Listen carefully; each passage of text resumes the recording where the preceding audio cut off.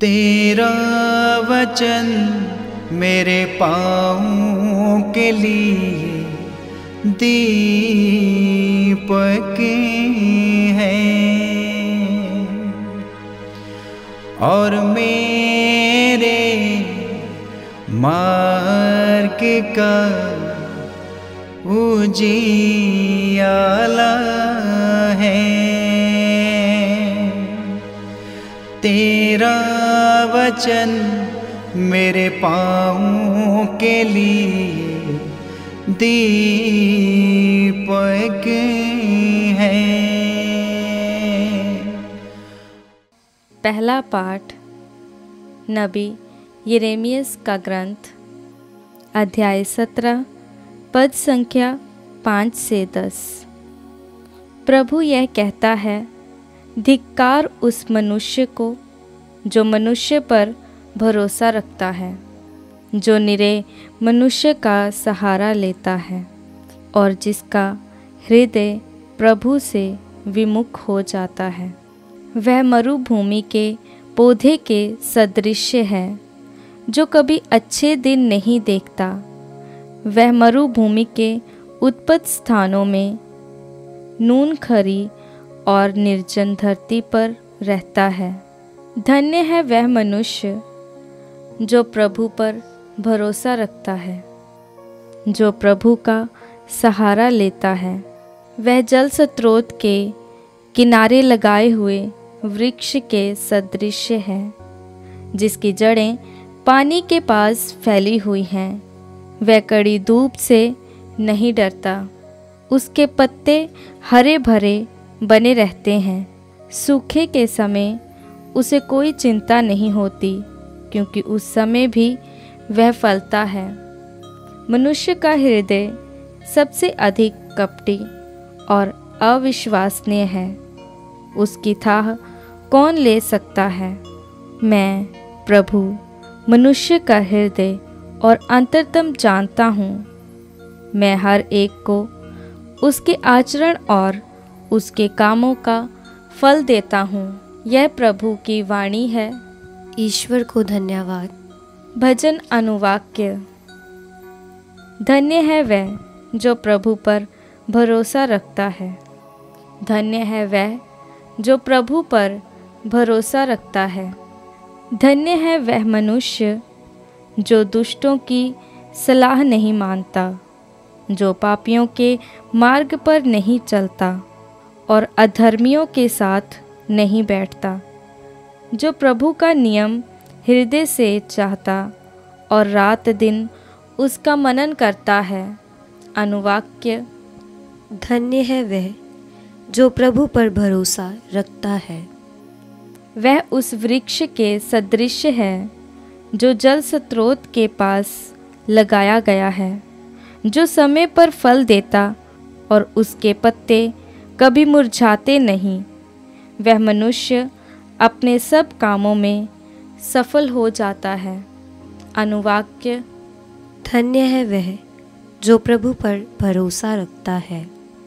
दुष्ट लोग ऐसे नहीं होते।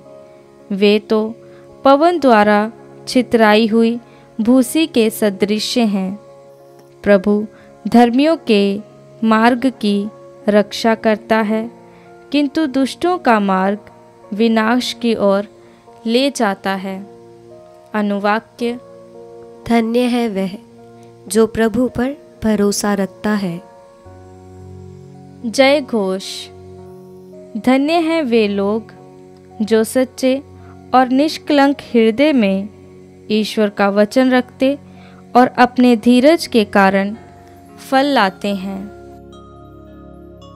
पवित्र सुसमाचार संत लूकस के अनुसार, अध्याय 16, पद संख्या 19 से 31।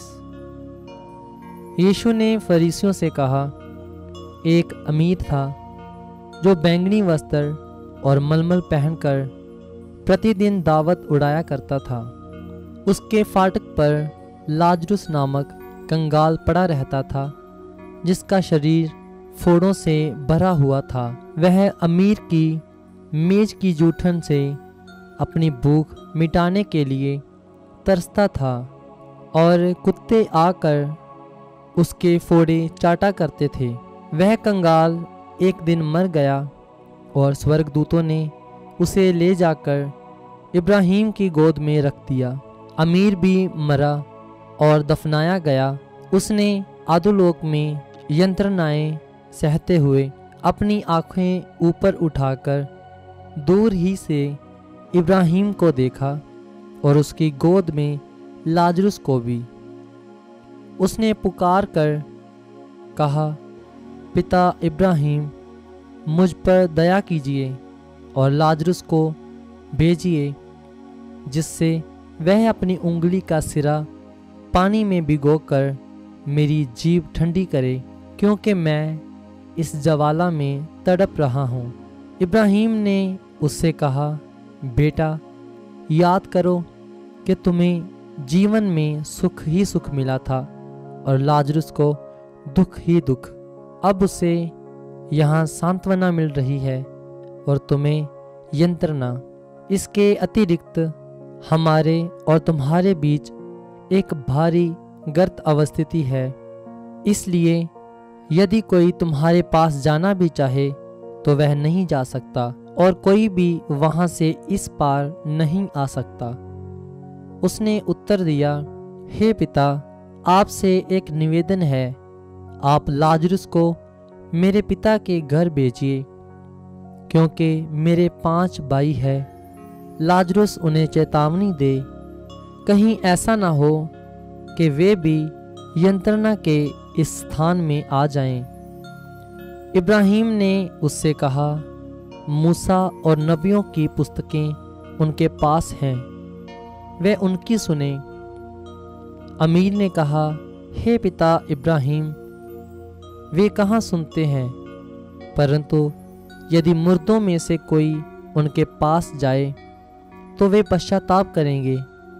पर इब्राहिम ने उससे कहा, जब वे मूसा और नबियों की नहीं सुनते, तब यदि मुर्दों में से कोई जी उठे तो वे उसकी भी बात नहीं मानेंगे। यह प्रभु का पवित्र सुसमाचार है। क्रिस्त की जय।